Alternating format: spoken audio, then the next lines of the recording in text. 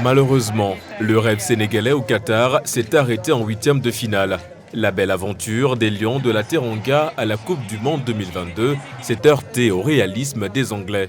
Les coéquipiers d'Harry Kane filent en quart de finale en s'imposant 3-0. Malgré cette élimination, les Sénégalais retiennent un parcours brillant de leurs joueurs. On n'a rien à dire, on n'a qu'à les remercier, les féliciter. Peut-être c'est la fatigue. C'est la fatigue. Le mondial, c'est un grand tournoi. Et puis vous savez, c'est pas trop facile. Donc ils se sont donnés. Faut pas les en vouloir. Moi, personnellement, je les félicite. Et je leur dis du courage. À la prochaine. Nous sommes très fiers et très contents. Mais aujourd'hui, nous avons la défaite. Donc, c'est pas la fin du monde. Donc, il faut accepter. Et je vous adore, les Lions. Et merci beaucoup. On est fiers, on reste des Lions et on restera toujours des Lions.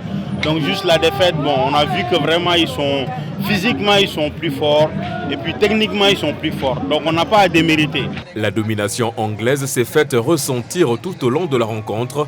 Le Sénégal a présenté un jeu peu reluisant. Une défaite qui pour certains supporters porte la marque du sélectionneur sénégalais Aliou Cissé.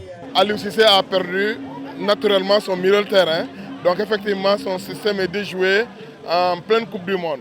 On accepte qu'aujourd'hui, l'Angleterre était beaucoup plus fort que le Sénégal et effectivement le meilleur a gagné. Moi, je pense honnêtement que toute la responsabilité de la défaite et du parcours lors de cette compétition incombe à Aliou Cissé parce que c'est lui le coach, c'est lui qui fait les choix et il les fait de façon très autonome. Dans ce match-là, quelqu'un comme Kouyaté, quelqu'un comme Gana Gueye qui étaient des cadres qui connaissent l'Angleterre, on les a cramés pour des questions de choix. Kouyaté, on l'a mis le premier match alors qu'il n'avait pas de compétition. À la 60e, au lieu de le sortir, on l'a laissé jouer. Aujourd'hui, on l'a perdu.